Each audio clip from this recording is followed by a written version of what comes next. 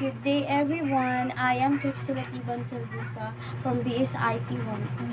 So today I'm gonna show you a program and also I'm going to explain each line. So watch and listen.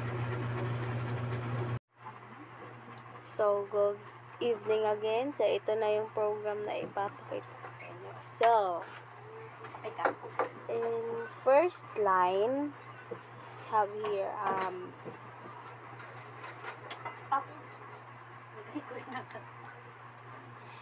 this line, so it declares a class named age checker. This is where the program's code resides. And then a second line, which is this.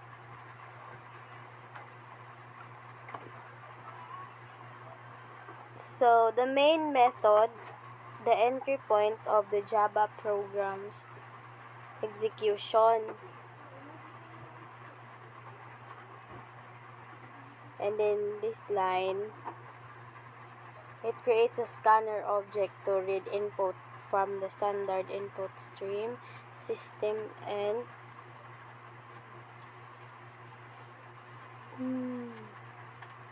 and it typically the keyboard.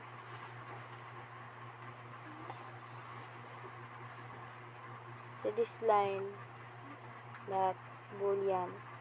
So it declares a boolean variable to control the while loop, initially set to true, indicating the loop should run.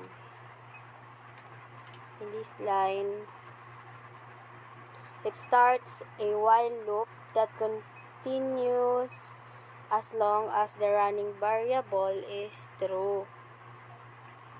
In here, ano ba? So it prints a prompt to the console asking the user to enter their age or type exit.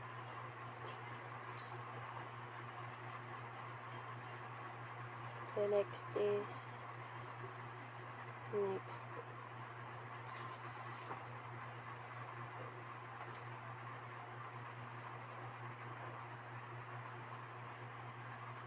So string, it reads the entire line of the text, so entered by the user, and stores it in the input string variable. Next one is if. It checks if the user entered exit case insensitive. This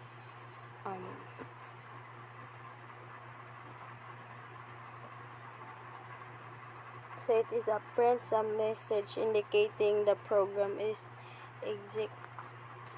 exiting.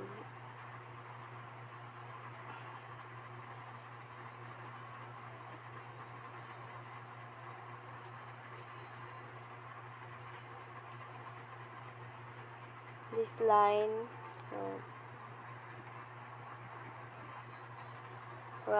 so running to false, causing the while loop to terminate.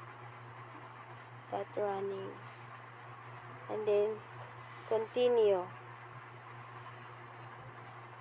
So it immediately jumps to the next iteration of the while loop, skipping the rest of the current iteration.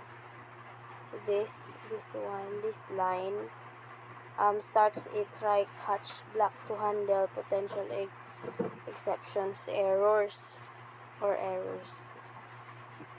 So this and attempts to convert the user's input, which is string, into an integer, to store it in the age variable. So if the input is not invalid integer, a number formal exception is thrown. The next one, if.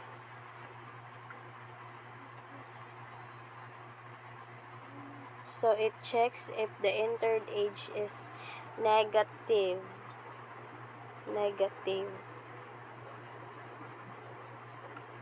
system out that prints an error message if the age is negative.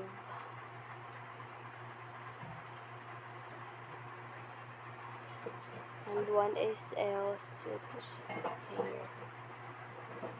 So this executes if the age is not negative.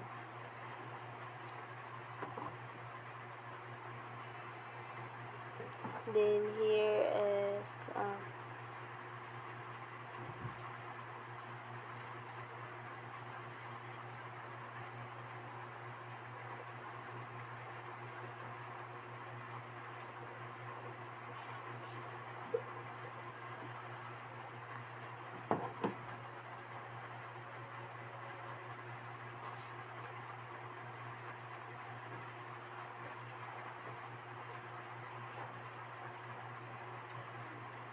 this one. So uses a ternary operator to concisely check if the age 18 or older and print the appropriate message.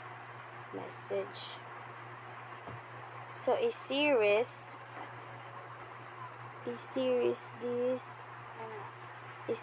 of if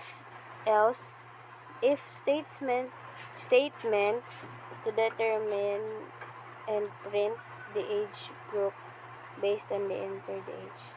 So this is the entered age 13, 12,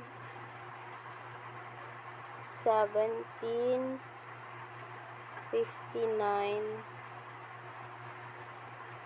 then senior citizen.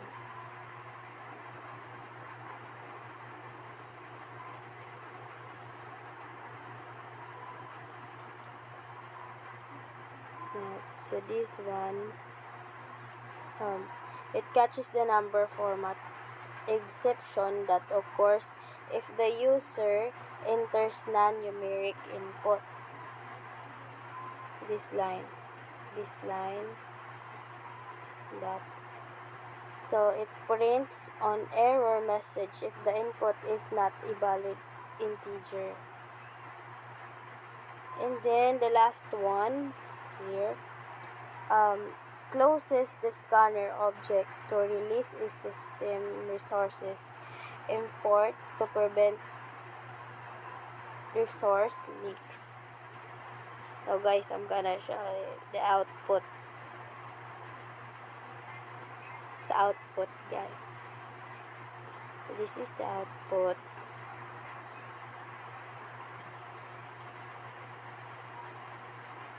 Ayan, ganyan siya. So, type lang ako dito ng age. Example, 18. Yes. You are eligible to vote. 19. Then, eligible pa rin. 20. 21. Then, guys, type lang tayo ng exit. Para tapos na yung program. So, ganito.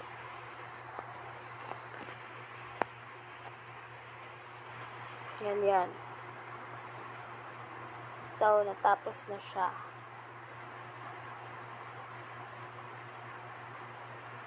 So, guys, ayun lang. Bye-bye! Thank you din.